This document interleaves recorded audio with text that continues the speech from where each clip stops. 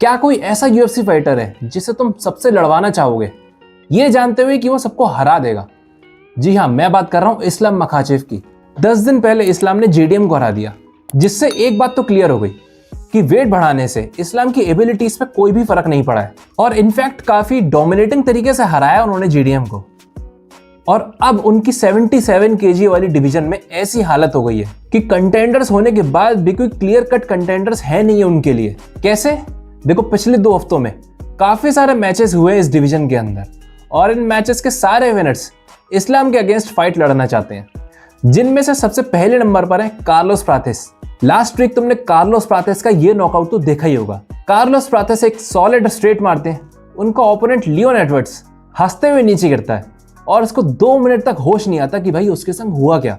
Amazing knockout. लेकिन हम यहाँ बात कर रहे हैं इस्लाम मखाचेव की। मुझे नहीं लगता कि इस्लाम जो है कार्लोस प्राथिस के संग स्ट्राइकिंग करना चाहेंगे, क्योंकि देखो, हबीब की टीम काफी ज्यादा सोच विचार करके गेम प्लान बनाती है। ये लोग पूरी प्लानिंग करके आते हैं मैच के अंदर। इनके संग कभी भी ऐसा नहीं होता कि बात इनके ईगो पर चली जाए कि भाई ऐसे कैसे कह दिया कि हम स्ट्राइकिंग नहीं कर सकते, अब तो हम वही करेंगे। ऐसा कभी भी नहीं होगा।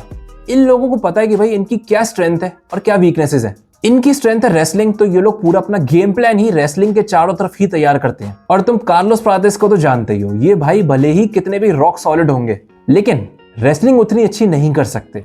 और तुम भाई कितने भी पत्थर जैसे हो गए, जब गले के नीचे से हाथ जाता है और जब सांस आना बंद होती है और चेहरा बिल्कुल फटने को होता है, तो टैप करना ही पड़ता है। तो कार्लोस प्राथिस भले ही एक अच्छे स्ट्राइकर हैं, एक मजेदार फाइटर हैं, लेकिन इस्लाम के लेवल के नहीं है। सेकंड ऑप्शन आता है इयन गैरी का। ये भाई काफी न्यूज में, कुछ दिन पहले इन्होंने बिलाल मोहम्मद को भी हरा दिया, जिसके बाद इन्होंने डायरेक्ट इस्लाम को कॉल आउट किया। इनके हिसाब से इनका और इस्लाम का मैच बिल्कुल कॉनर वर्सेस हबीब के लेवल का होगा। इयन गैरी की तुम अगर फाइटिंग स्टाइल देखोगे तो ये ओपोनेंट से रेंज मेंटेन करना पसंद करते हैं। अपने लंबे हाथों के जरिए जैब से ओपोनेंट को दूर रखना पसंद करते हैं। अब ये काफी डिफेंसिव और इफेक्टिव टेक्निक है। मैं भी कुछ इस तरीके की ही टेक्निक यूज करता हूँ, लेकिन इनकी बातें बहुत अजीब होती हैं यार। काफी क्रिंज बातें बोलते हैं कभी कभी।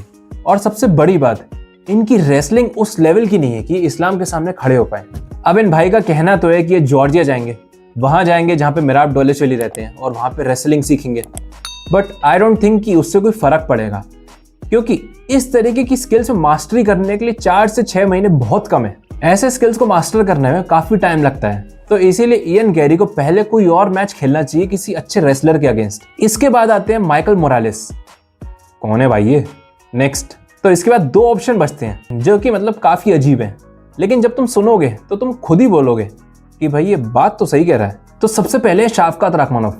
देखो, ये फाइटर ऑलरेडी बेल्ट के लिए लड़ने वाले थे। इनका मैच फाइनल हो चुका था बिलाल मोहम्मद के अगेंस्ट, लेकिन इंजरी की वजह से इनको काफी टाइम के लिए एक ब्रेक लेना पड़ गया। ये अभी तक अनडिफीटेड है, इयन गैरी को ऑलरेडी हरा चुके हैं, और कुछ टाइम पहले तक अपनी 77 किलो वाली डिवीजन में हमजाद चिमाएव कहलाए जाते थे। काफी सारे लोग उस टाइम पे इनका हमजाद के संग मैच भी देखना चाहते थे, लेकिन कोई बात नहीं, इनका हमजाद के अगेंस्ट मैच नहीं मिला, तो हो सकता है इस्लाम के अगेंस्ट देखने को मिल जाए। और इन दोनों के मैच में ये देखना बहुत ही इंटरेस्टिंग रहेगा कि कौन किसकी रेसलिंग को कैंसिल करता है, कौन किसको नीचे गिरा पाता है।